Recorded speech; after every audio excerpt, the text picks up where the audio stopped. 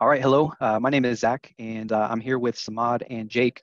And today we're going to be talking about strategies and tactics for $1 million practice. So first off, welcome Samad and welcome Jake. Thank Thank you. you, Zach. Thanks for having me. Well, great. So I'd like to get started. Just want to go ahead and start with you, Jake, if you don't mind. One of the questions that I have is, what patient growth strategies are working in 2023? Yeah, that's a really loaded question. There are so many ways that you can get in front of the consumers in your market now, whether that be ground marketing.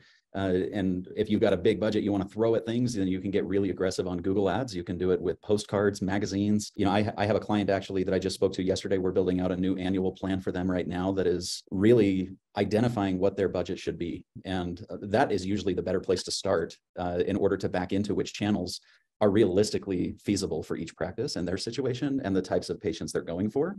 So I usually start with between 6 and 9% of a practice's annual collections. And if their annual collections are $1 million and you're taking about 6% conservatively to get into growth mode, typically speaking, you're going to be giving yourself about $5,000 a month to play with for external marketing and starting to give you enough opportunities to spread a wide enough net to grow your new patient phone calls, inquiries through your website. But I would say one of the biggest things that's often overlooked, people talk a lot about this, but they sometimes get ahead of themselves in throwing a lot of money into maybe a more expensive campaign like postcards, for example, without first getting Google reviews. True. Google reviews, we all look at every day for every business. And recent consumer data has shown that over 90% of people who get a mail piece in their mailbox or even scrolling on social media and see an ad, over 90% of people are going to go read the Google reviews and check out your website before they call. And so that's a really good first place to start, is generating some good Google reviews. Then it starts to open the doors for a better conversion and ROI on whatever other decisions you put in place for those campaigns. I heard two golden nuggets. I just want to repeat that, Jake. I think a lot of people, when I spoke to them, they struggle with understanding of what should be my marketing budget. How much should I throw in? Am I looking at $20,000, $15,000? What is it? So the first thing, what you mentioned, is a very good, a measure for someone to be like, okay, 5%, 6% to up to 10%.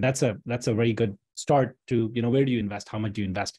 That is definitely. And the second point that you mentioned is so important. People need to look at, I have five-star reviews and I'm happy about that, versus somebody with 4.2 stars, but they have 500 reviews, right? So people, you're absolutely right. 90% of people, go and look at the Google reviews before they even want to call you. They don't even want to call you if they don't see good Google reviews. Yep. And, the other part of that answer, Zach, is when you kind of look at, one of the things I guess that I look at a lot is, if they do have a good online reputation, is their website also optimized to convert? Because sometimes you can run a campaign on Google that is a click-to-call campaign, but some people might not be in a perfect position to dial right then, and they still peruse the website. And does your website have features in place to allow you to schedule online without having to make a phone call, or submit information and request someone to contact you at a certain time of day? We did something as a business a few years back. It's been maybe 9 or 10 years ago now, but knowing that doctors were our target audience, and when you think as a dentist about your patients being your target audience, putting yourself in their shoes, we knew that doctors needed a way to tell us, my lunch break is from 12 to 1 or from 1 to 2. And so on our own lead form, we put things on our website on gargle.com and on dentalmarketing.net, which is one of our former sister companies that we've sold since. But it says specifically to tell us, what time do you want us to call you? And that's another great way that you can ensure that you're maximizing your marketing spend, because if somebody's dialing in after hours and you're not there and don't have a call service, not very many people leave voicemails these days. And so finding those opportunities to trigger some of that in-office communication tools and automating some of that so you don't miss those opportunities.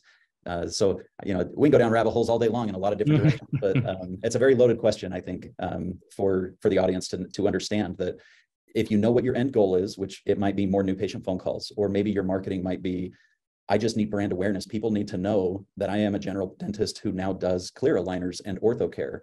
And so maybe you're just driving awareness and education from social media ads into your website to educate people. So it's just a traffic campaign, and it's not necessarily a lead generation campaign yet. True. Awesome. Yeah.